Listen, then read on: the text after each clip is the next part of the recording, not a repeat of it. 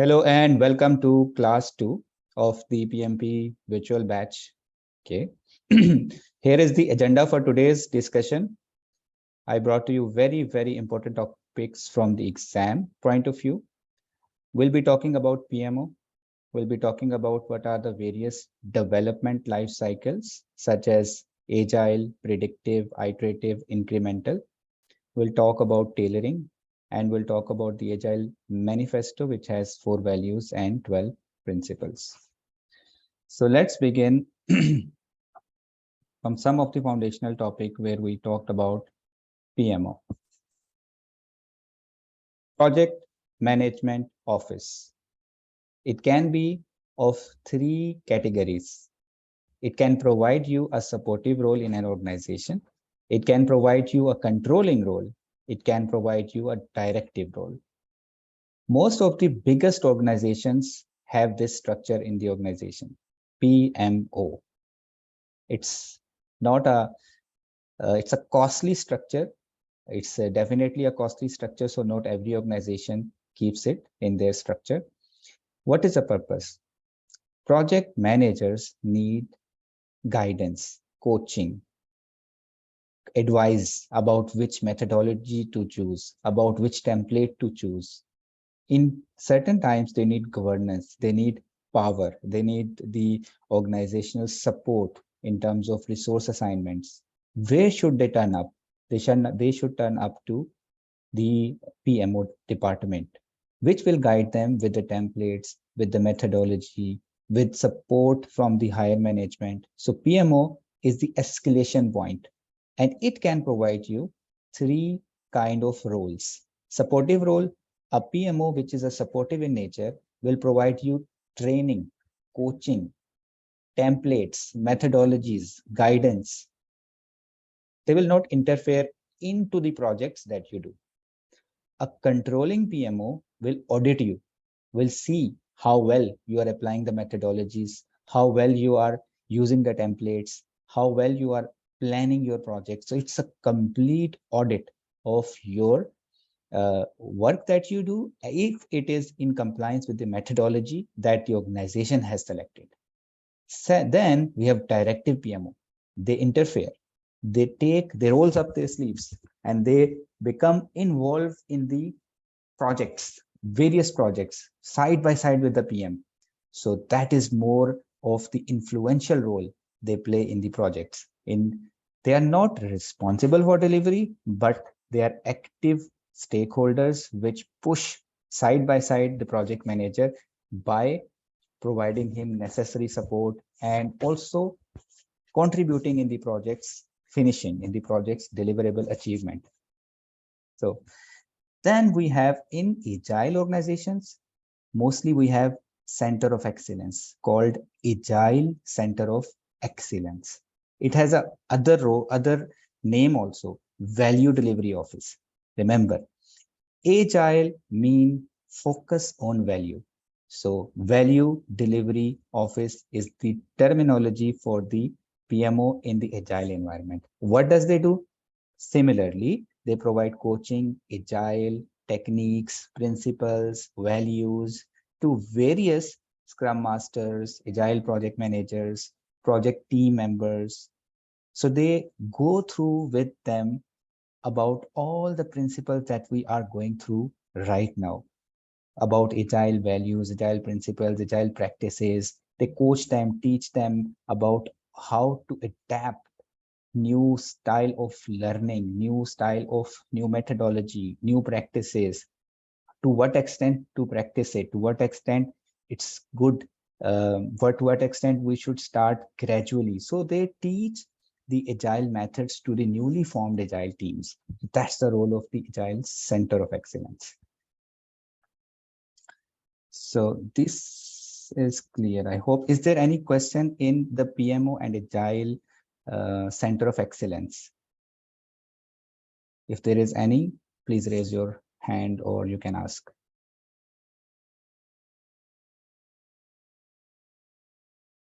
Okay, there is no, then we'll move ahead. Then we talked about last time project life cycle. And in the project life cycle, we had various phases. from initiation, from planning, then execution, then closing. And we said that within the execution, we have various type of approaches. When it comes to development phase, we have various type of approaches, and these are such as predictive approach, such as incremental approach, iterative approach. We may have agile or adaptive approach, hybrid approach. So broadly speaking, we are talking about a plan-based approach and a change-based approach. So plan-based approach, it means predictive in nature. What does we mean by predictive? We mean that we know how much time it will be required and how much cost or resources will be required to finish this project in well advance, in very beginning of the project. We have estimated it, and we have estimated it because we knew the scope of the work. The scope of the work is very clear. So predictive approaches mean that early on, start of the project, you can determine when you will be done and how much it will cost you. This is plan-based approach. Then in the plan-based approach, we have two roles. We have a PM who lead the project team, and we have a sponsor who funds the project. And then most importantly, project manager is responsible for delivery of the deliverables of the project and achieving it within the constraints of the project. And we realize the value of the project after it is done, after we deliver it. That's the only thing, that we do not realize the value until we have a big bang release in the end. So that's the plan-based approach. Then we have change-based approach. In the change-based approach, we mean we may have agile delivery, we may have incremental delivery, we may have iterative delivery, and we may have hybrid delivery. And in this role, product owner is there. Product owner decides with the customer which features are most valuable, of course, together with the team, and is a custodian of the product backlog. So what goes in the project will be determined by the product owner. And then project team comprise of Scrum Master, development team, coding team, testers, and yeah, so including the project manager. So in this type of methodology, the change-driven methodology, we are focused on delivering the value early on during the project. So we have two most important concepts here, that we will be constantly in touch with the customer. Unlike the predictive approach, where we were in touch of the customer during the beginning or in the end only, but here we will be delivering in some small short iterations, and we'll be taking customer feedback quite often. We will be approaching customer quite often. So feedback from the customer after 2 or 4 weeks is the feature of agile approaches, and we evolve our product based on the feedback that we receive during the short deliveries, and we improve our product. So we have frequent deliveries, we have frequent feedback, we evolve gradually, continuously, and we may have 1, 2, 3, 4, 5 deliveries towards the end of the product, and then we integrate everything and we can deliver. So when it comes to in detail of these, so plan-based approaches and change-based approaches. So as I said, that in the project life cycle, we have one phase where the development or execution happens, and this is where we have various approaches. So this is complete project life cycle, from concept initiation. Then there is the, of course, planning. Planning means requirement gathering, design, develop, code, test, right? And there are various phases in where the work happens. So that work may happen in the predictive manner, in the sequential manner, for various phases to run in a sequence, or it may happen in iterative fashion, it may happen in incremental fashion, it may happen in hybrid fashion, in agile fashion. So if I take out this small, this highlighted in green area, that the development life cycle from this complete project life cycle, So this is where I say that series of phases which happens in sequence. So you are gathering the requirement for the full project in one go. You want to know the scope fully, then you plan, you design, you implement, you integrate, you test, and you deploy. So you are not touching the design till you are done with the requirement gathering for the whole scope of the project. You are doing the design, but you are not starting the implementation or the coding until you are completed with the design. So each phase runs in sequence, one after another, and this is purely predictive approach where we are saying we will be determining the full scope, the time required, the cost required early on, and then in one go from requirement till closure, we will deliver one delivery, and we will deliver in one delivery the full scope of the project. So there will be one demo to the customer in this kind of approach. Now, this is purely predictive, but now the problem comes that when we are not meeting customer, quite often what happens is market changes, customer may have different ideas, and when we come finally with the final product to the customer, he may accept or he may say, okay, I said this 6 months ago, 2 months ago, 5 months ago, I needed it, but now the things have changed. Although you delivered what I wanted, but it's of no use for me. That's the biggest problem in the waterfall or predictive approaches. And also, most important, and also the problem is that uh, you cannot go to the development. You cannot write a single line of code till you are done with the design. And if you are done with the design, you started coding, and later on, if there is any design flaw is discovered, so a lot of rework will be required because the whole code was built based on the design that was finalized. So if design flaw is occurred when coding has started, then the coding that is done will be also wasted. So that's another uh, flaw of the waterfall approach. I hope this is clear, right? It's important to understand predictive waterfall sequential approach of project development. Okay. Then we have changed based approaches, which I said there are 4 types of change based approaches, such as incremental, iterative, agile, and the hybrid. So let's see iterative. So in the iterative, what you have, uh, this type of approach is that you you are not clear about the scope of the project. Okay. The vision of the project is not very clear in the beginning. Okay. And as you move along, you will discover with the feedback, you will discover that what required to be done.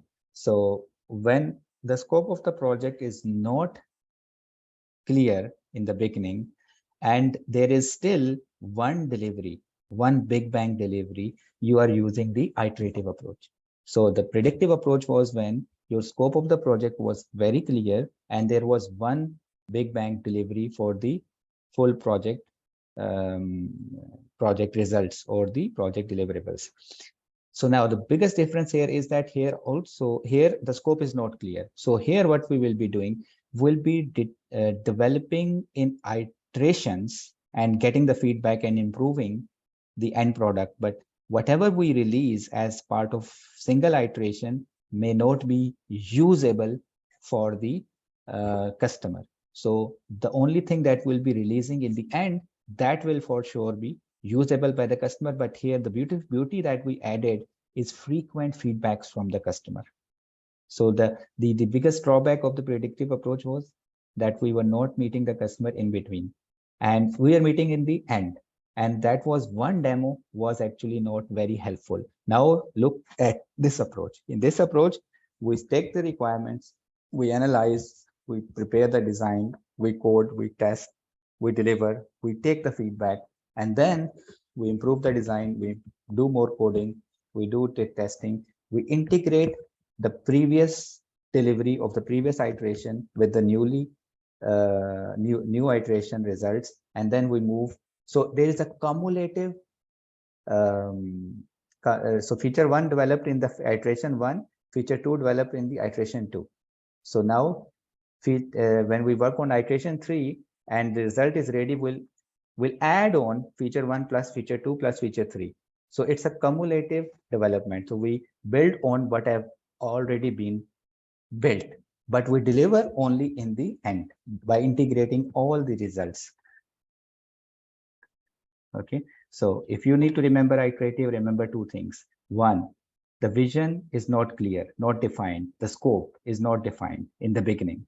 You have to explore it. You have to understand it on the move, on the go. So what you need to do, you need to do various iterations and ask for the feedback. So whatever you develop, get the feedback, improve it. Get the feedback, improve it. So it's kind of planned rework that you are planning. Okay, let me show to the customer what I understood.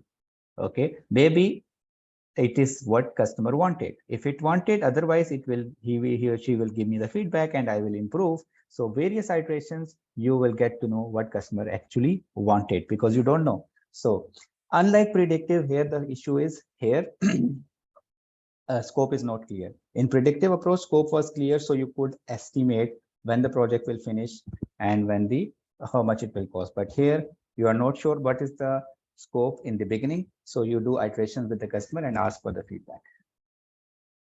Now incremental. In incremental, we have the vision of the project is clear, the scope is clear, and here we will deliver iteratively. So here there will be more deliveries. So here there will be no one big bang delivery, unlike the previous two approaches. And the scope is clear. And here we will deliver frequently. So it's a kind of a phased approach. So you deliver scope of one phase, then you deliver scope of another phase, then you deliver scope of another phase. And in the end, you deliver the whole. So project is broken down into chunks and delivered as a whole. So whatever you deliver at the end of each iteration is actually usable. So unlike the iterative approach, where whatever we deliver at the end of each iteration, it was not reusable.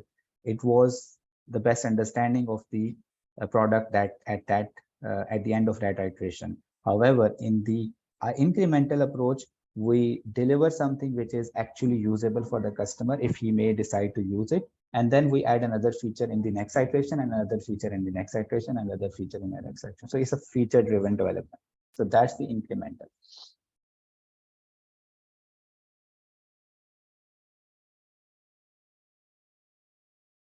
Okay.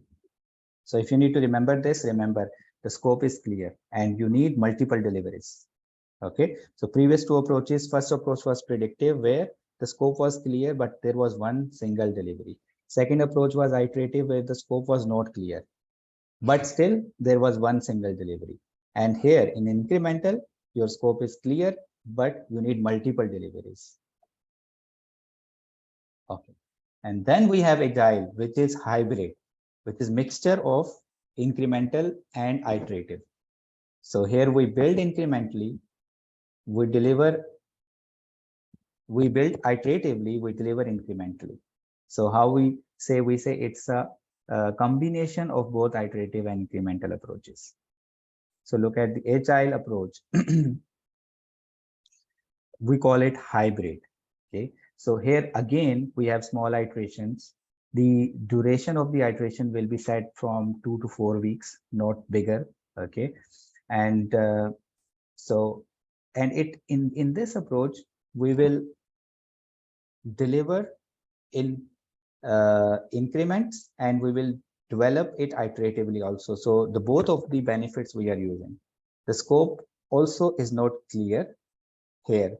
Here the scope is not clear in the beginning, but we need multiple deliveries. And all multiple deliveries we need usable. We need to deliver something which is usable. So scope is not clear, but we need multiple deliveries. And each of the delivery itself should be usable. And then we deliver as a whole in because also we cumulate whatever we have developed in the previous iteration, we integrate it with the result of the new iteration. Yes, Valerie, you have any point? Go ahead. Yeah, yes. So I wanted to be clear around uh, adaptive, like the adaptive approach for like the planning approach, right? Because the last class we talk of when we talk of the scope being clear, and when you talk about the triangle, those ones, because my network was also disturbing, I didn't get it clear. And now this incremental and uh, the incremental and which one iterative approach, I'm still not get clear. The difference is not really clear to me. But as for the, yeah, the difference are not really clear to me, sir. So I don't know if I'm taking us back or something.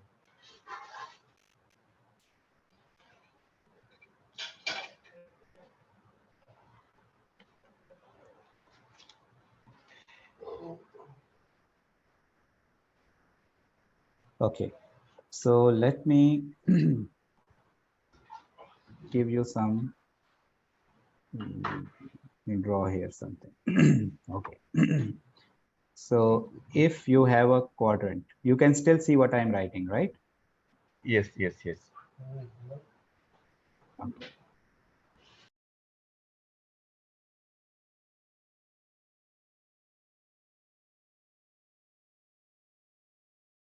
Okay. So we have two things. We have a scope and we have how many deliveries, single delivery, or we need multiple delivery. We have scope, which is clear, and we may have multiple deliveries. Clear scope,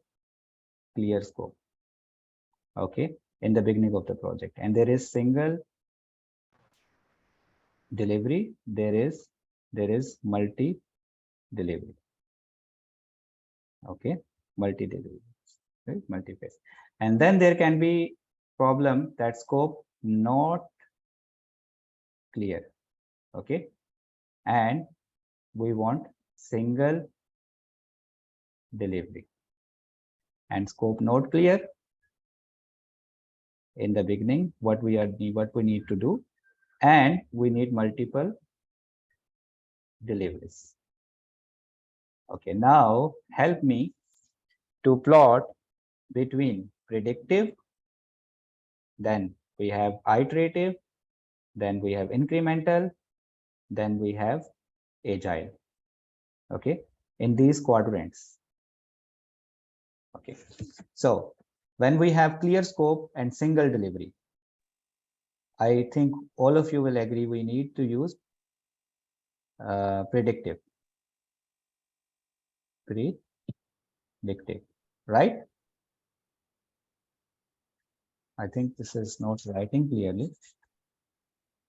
Yeah, yeah, it will be like that. It will be predictive approach. Yeah, you understand, right? The important thing, right? Yeah. Okay. Mm. So now this is predictive.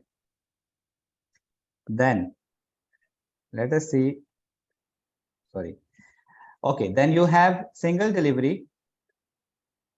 Okay, you have single delivery, and you have scope which is not clear. You will use iterative, Iterative approach. iterative approach. Okay. Okay, I lost my pen. This one. Okay. So you will use iterative. I need to fix this. There is an issue. Okay. So this is iterative, and then if we have a clear scope, but we need multiple deliveries. Okay. Yeah. Then we need Increment. incremental. Okay. And then if we have scope which is not clear and we want multiple deliveries, okay, in this we use agile.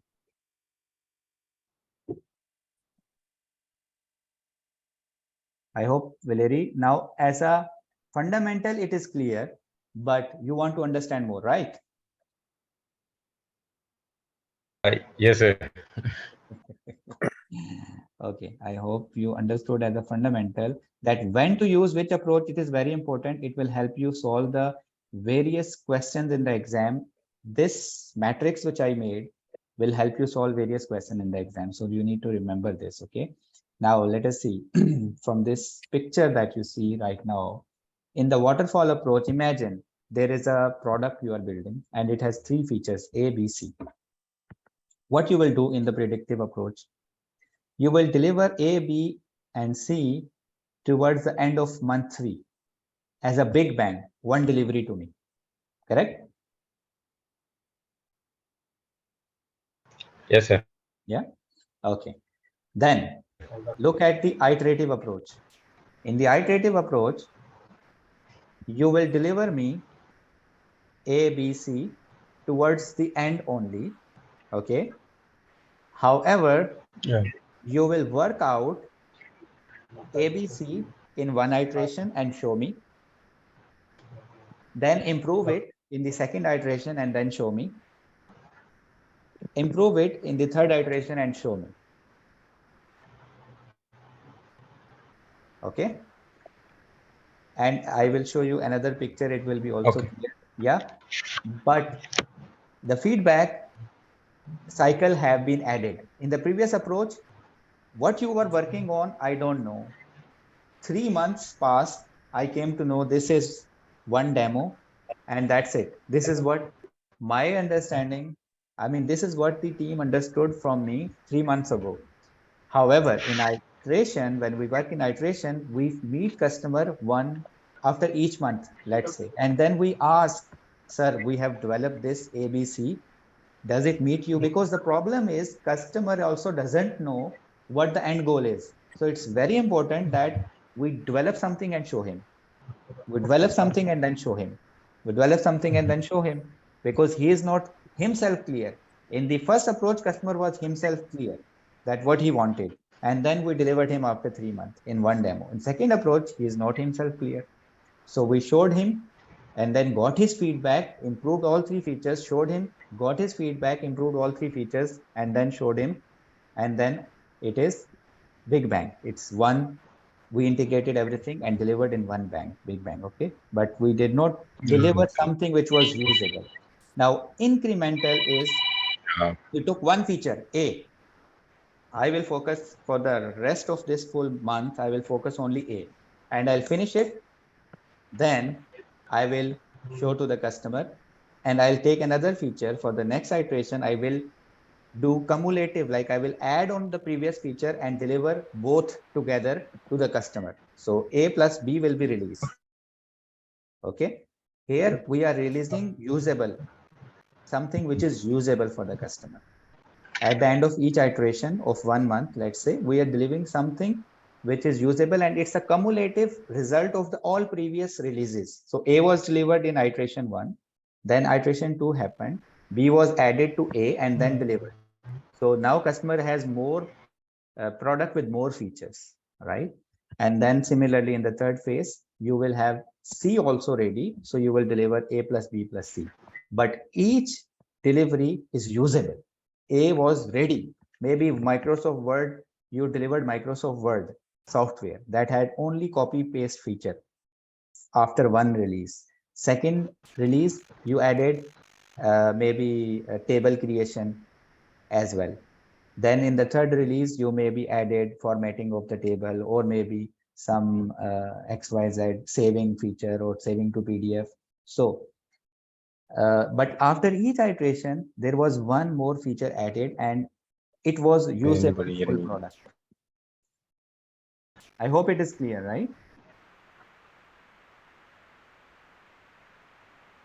Hello? Yeah. Am I audible? You are.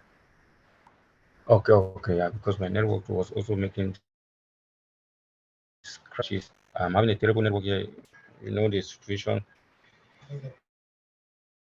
Any question, Valerie?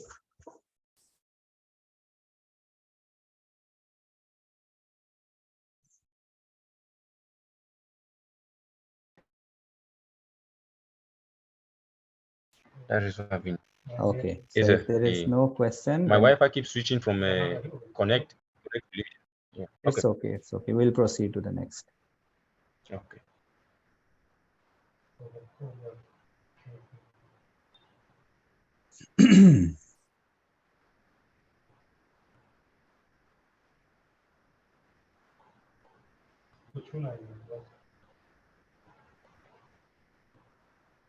Okay.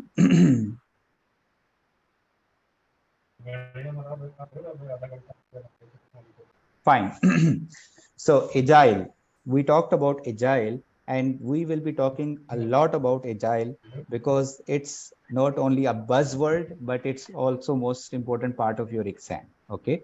So we already discussed the approach, but we will go some in depth of the methodology of the agile. What are the principles and what is the history behind agile, and why predictive was not a work didn't work out, and then people brought in agile, right? What was the difficulty with predictive approach, and then why industry moved toward agile? So if you ask agile anybody, he will give you various answers, but it's a way of getting things done. As we have seen, it's a way of getting development done, or getting delivery done. It can be anything. You can do it with agility. Okay. So why we say it's a empirical approach to project management? Because it's a scientific approach. Why we say that, okay, we will plan something out, work it out, we'll deliver, I mean, we will execute it, and we'll be measuring the outcome, and then we will take the feedback, deliver it, take the feedback, and then improve it. So we do an experiment, and then we collect the data, and then we see, okay, we need to change our approach. So we are changing our approach as the result the data is suggesting us. So we collected the data points and then analyzed that data and try to understand things are improving or not improving. Our strategy is working out or not working out. Then we're changing our approach based on the data insights. So that's we call as empirical approach of project management. So you are applying some statistical approach to project management. Yeah. Okay. And then in this way, you continuously evolve the product. So you improve it, you make it more efficient, more features, and increase the value for the customer. So now the mindset behind agile is that we are not rigid. We are not rigid in our conversation, communication, in our dealing with the customer. We are not dealing contractually. We are dealing with open mind, with the ready to explore together. Yeah. So that's called the mindset shift, that okay, let's do the change in the best interest of the customer, because that's most valuable thing to be delivered now. It's not what I agreed as a company with you 3 months ago. Whatever I agreed. Whatever you need now, I may adjust and adapt and deliver to you. Okay, so now when we say we bring in agile, but there are many benefits for customer, and there are many benefits for the team if they will follow agile. So the perceived benefits are that the code base will be very will be stable, less performance issues, less. But how developer will end up in having a code base that has very less issues? It is because the peace of mind that the developer will have, because the agility comes with empowering the team. You keep them self-motivated, like they will be driven by themselves. You will be not micromanaging them. So the environment that agile promises for the team will have more work-life balance, will have more freedom, will have more uh, empowerment. So in the end, it is said that it has improvement in the life of the developers. They will not be burnout, and also it empowers them to take decisions, to more often interact with the customer, take the feedback early on, correct their mistakes.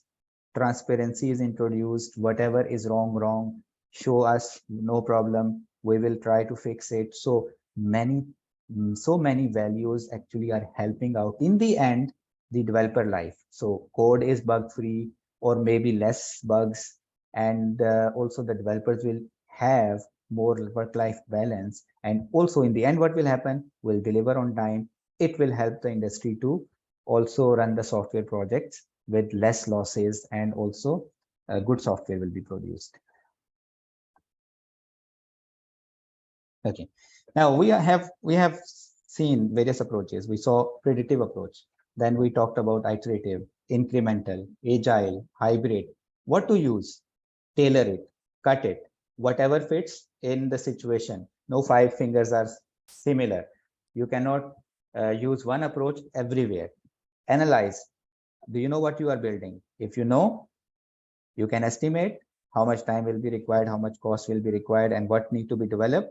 Ask customer, you want one delivery, you want various deliveries, right? Single phase, you choose predictive.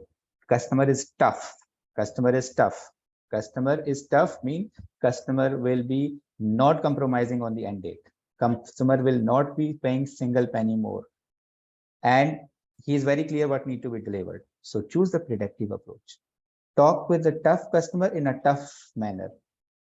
I mean, contractually, not tough manner, contractually. But if the customer is also willing to be flexible, and then you also introduce the flexibility in your approach, in your contracts, in your way of dealing. But again, it's not depend on the customer to be more flexible. We offer flexibility in the best interest of the customer, and then customer may respond to, and we respond to the change also. So tailor all the approaches and decide whatever best fits in the current scenario. So given the project at hand, you have to tailor the approach, and you do not need to blindly apply whatever you learned here to any project without thinking. Think what is the scenario, what is the situation, and accordingly choose the methodology.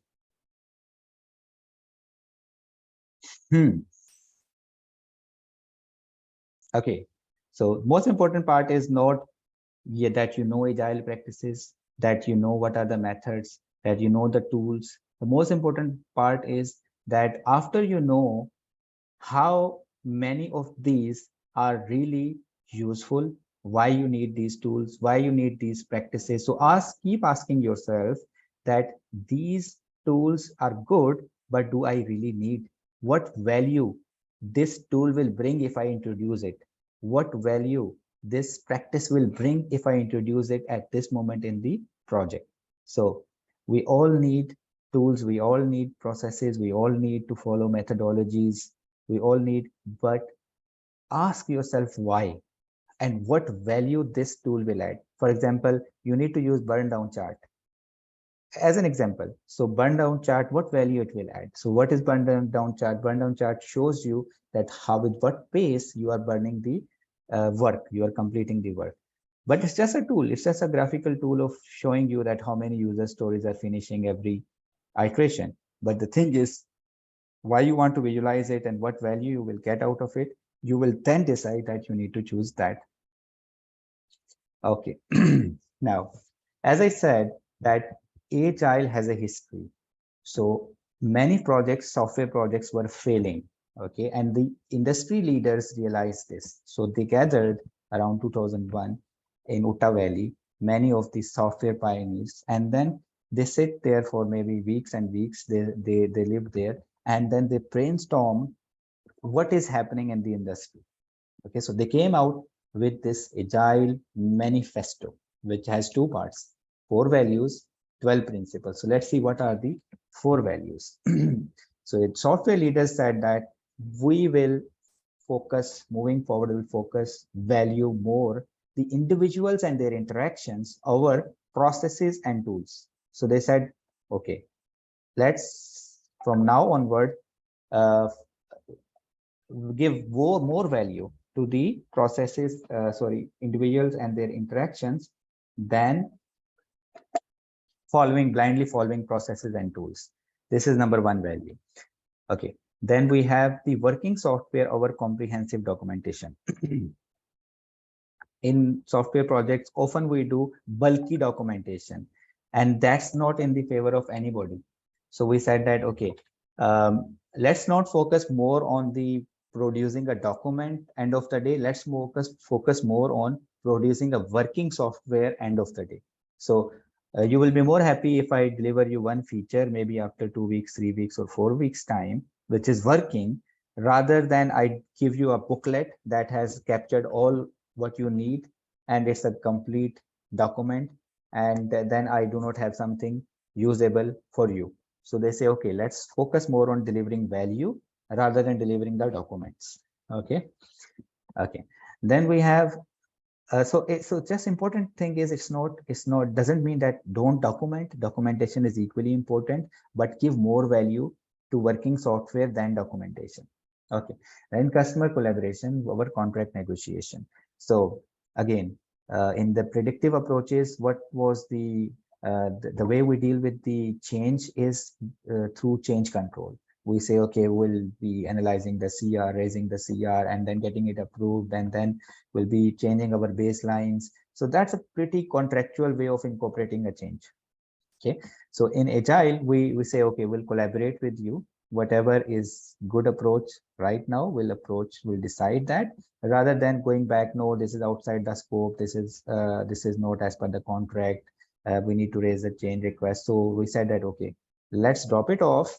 Let's not talk about contractual negotiation. Let's collaborate with the customer. So that's more valuable. Responding to change rather than following a plan. So you prepared in the predictive approach, you prepared a plan that these are the set of events which will happen throughout the project. These activities need to be finished and on these many dates, and then you started executing it. So that's purely plan-based approach. But in Agile, as we said, that we are following change-based approach. So we said, okay, we will be responding to change rather than following a set plan. So what happens with the plans is that the plans are prepared when there is no team, or maybe some team is, no buy-in is there. So plans are actually bound to change over the period of time, and many iterations come. So we say, okay, project manager often finds himself updating the plan, and plan is not helping project manager to drive the things, rather than he finds himself busy in updating the plan always. So what is the benefit? The benefit is that we should focus more on responding to the change rather than following a set rigid plan. Okay.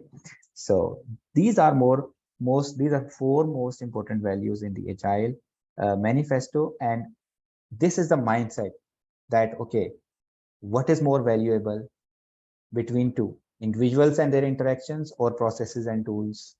Individuals and their interaction. What is more valuable between delivering a working software and comprehensive documentation? Working software. What is more valuable? Talking with the customer in a contractual fashion or collaborating with the customer flexibly, collaborating with the customer? Then what is more valuable, following a rigid plan or responding to the change in the best interest of the customer? I hope four values are clear for you.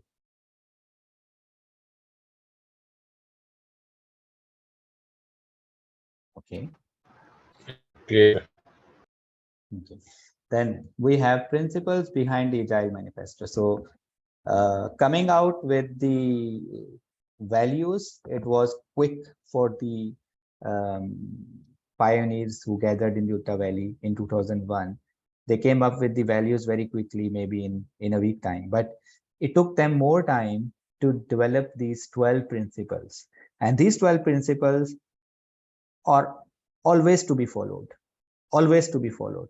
Okay. So these are more related to the life of the developer, the daily life of the developer, that what he does. Okay. Okay. So number one, our number one priority is to satisfy the customer. Okay. Through continuously delivery of valuable software. So that you can put it on a wall, that our number one priority is to satisfy customer through continuously delivering a valuable software.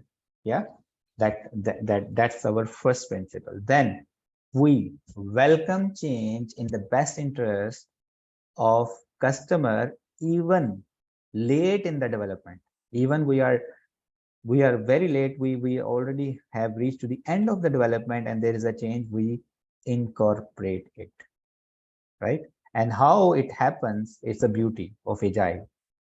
And agile practices let us incorporate the change beautifully, um, because we are delivering iteratively.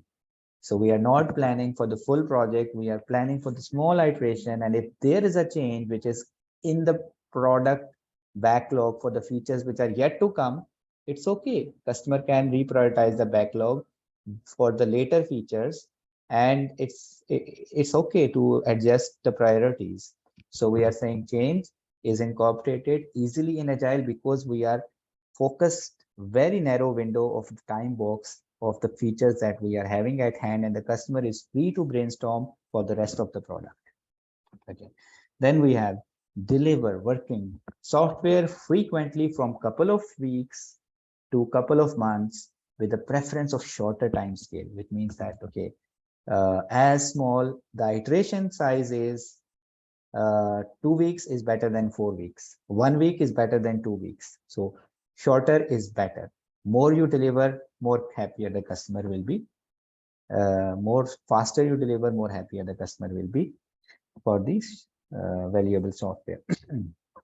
Business people and developers should talk daily, face to face.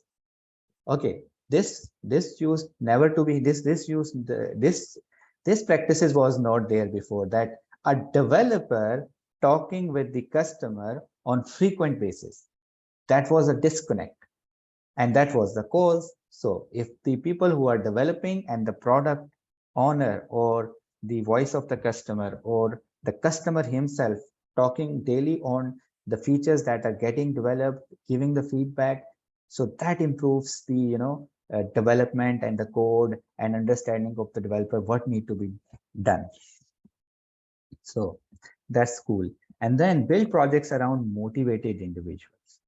So the self-motivated people, okay, the people who can themselves organize around the work. But now it's really hard to find such people, but you need to give them the environment so that they are self-motivated. They can come around the table, take the work and go and finish it and come back and take the remaining work and finish it and then come back. So they are self-motivated around the work. You don't need to do dictation to them or delegation to them. They will come and take and finish and come and take. And based on the capacity, what they can deliver, they will take, because they will not overpromise. They will see what they can deliver easily and they can fulfill the promise. They will take that part, they will deliver and come back to the product backlog and take more features and deliver. So build projects around motivated individuals by giving them the environment and the support they need to get the job done. Then the most efficient and the effective methods of communicating the information between 2, 3, 4 parties is face-to-face communication.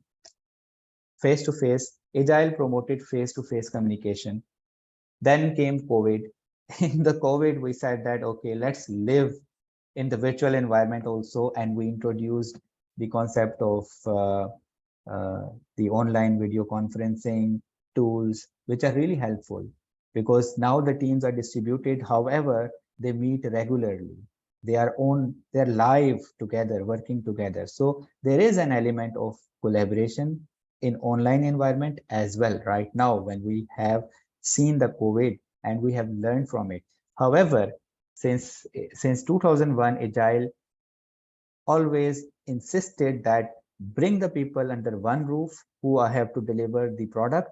That will enhance the communication and collaboration between the people who are working on the project. And it still is true. It's still true that face-to-face communication is still more effective than even online communication. Working software is the primary measure of progress. Definitely. So for a customer, the working software is the currency. Dollar in, dollar out. What is the dollar out? The feature. The feature. He is investing money continuously. He is paying for your development, but what he want to see, working software. So he will measure your progress the more you deliver him the working software. Then we have agile promises or processes promote sustainable development. So the pace of delivery, five iterations are there. Let's say in each iteration you are delivering few valuable features, 1, 2, 3. Then keep this constant pace. 3 features in first iteration, try to bring 3 features in the second iteration. Try to bring 3 features in the third iteration, the most valuable. So keep the pace of development. Do not you should not have dips. Okay, you delivered 5 features in the first iteration and then 1 feature in the second iteration, then 2 features in the third. Keep it constant. Keep a constant or sustainable pace of delivery. Okay, and then continuous attention to technical excellence and the design enhances agility. So since agile promotes interaction between developers and business people, so business people will give the feedback more often, and the coding and the testing team will take the feedback and improve and change whatever is not working. They will identify early on with the feedback so they can fix it. So remember, the more attention you will give to the code base, the less performance issues you will have later on.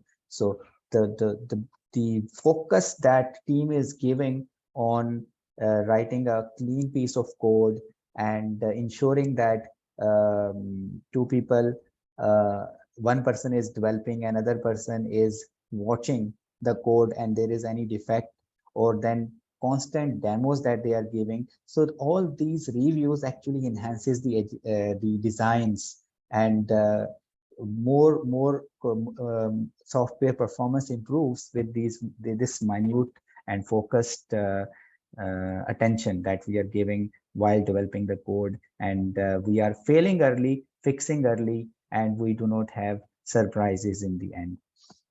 Simplicity is the art of maximizing the amount of work which is not done, and uh, only focusing on the work that is essential. So in Agile, we narrow down our focus only on the essential element, and we try to reduce the waste. We try to, they say that we'll try to maximize the work that will not work on, which means we'll be left with the work that is more important. So we will work on only that which is important, which is essential. So they say simplicity is the art of maximizing the work that is not required to be done. Put it there and bring here only the work that is more valuable, that is more essential. So let's focus and narrow down our focus. And then best architectures, requirements, and designs emerge from self-organizing team. As I said, so do not delegate or do not dictate the team. Let them organize themselves around the work that need to be done, and they will surprise you. But you need to give them the environment.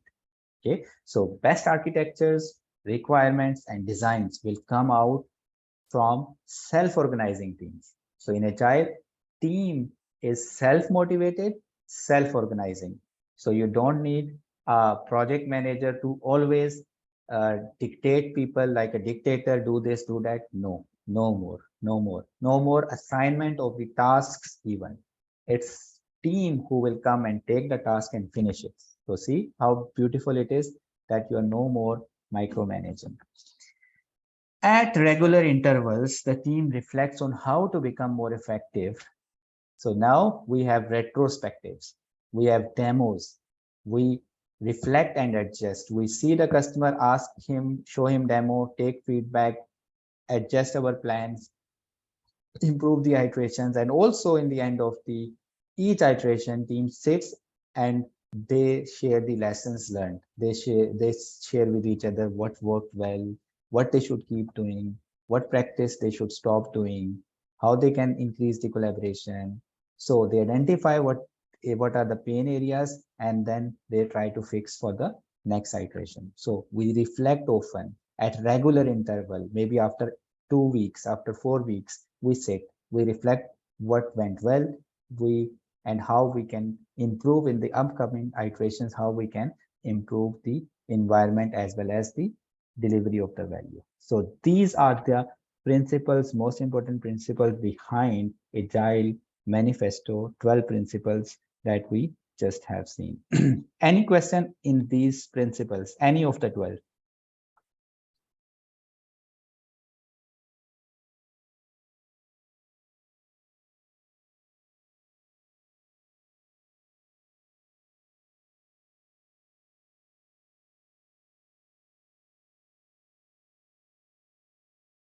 No question?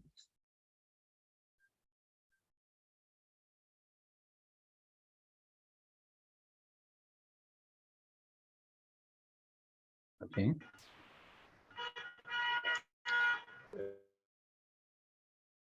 I wanted to check.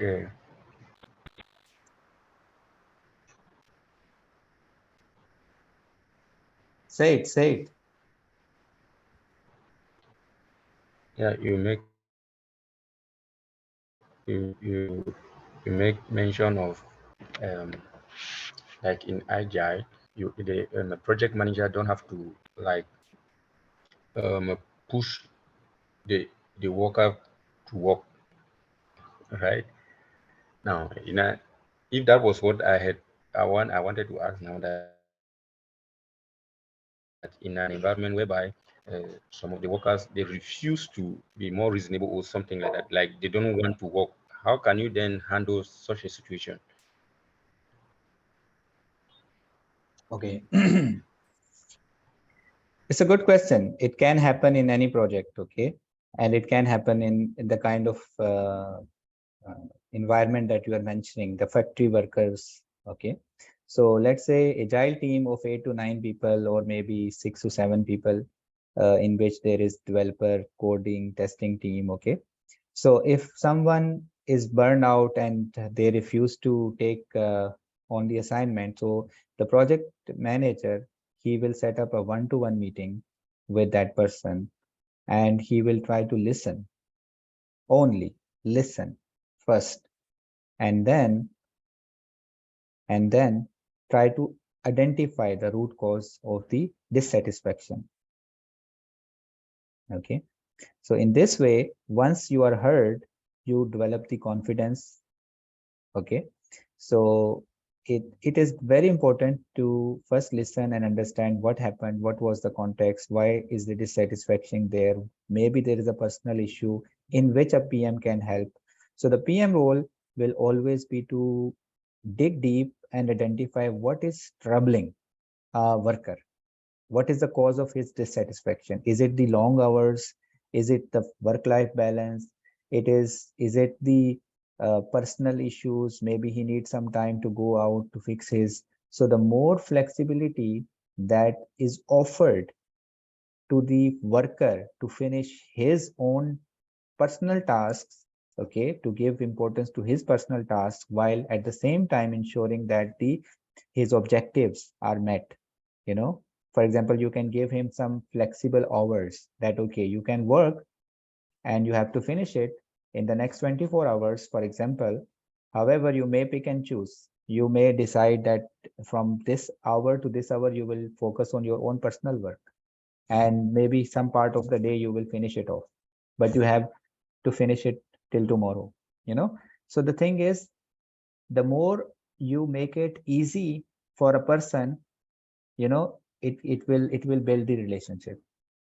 So the important part is that at first connect at human level and build a relationship. So once the relationship or empathy is established, then the next step is you can change the behavior. I hope you understand. Clear. Because why I'm asking all these things, because from the lecture you've been giving, I've really been facing this in real life, with, like, especially when you talk of the approach of adapt approach and agile. Yeah, these are things that I've been facing in real life, because it's sometimes, though I don't want to take us behind, That's why I'm asking this question. Sometimes you want to communicate with the client, and the client is like, no, no, no, and maybe that he's expecting you to do things that are out of the contract, and or out of the contract, yes, the contract Yes. terms. And then when you want to like coordinate with him to say, okay, what you are asking now, I can provide it, but it will require maybe some more money, maybe it will require some more time or something like that. He is like, no, this is what I want, and this addition should be there, something like that. So I've been very excited as you were explaining all these things detailedly. Yeah, Good. thank you. Good. If you understand, it's my pleasure.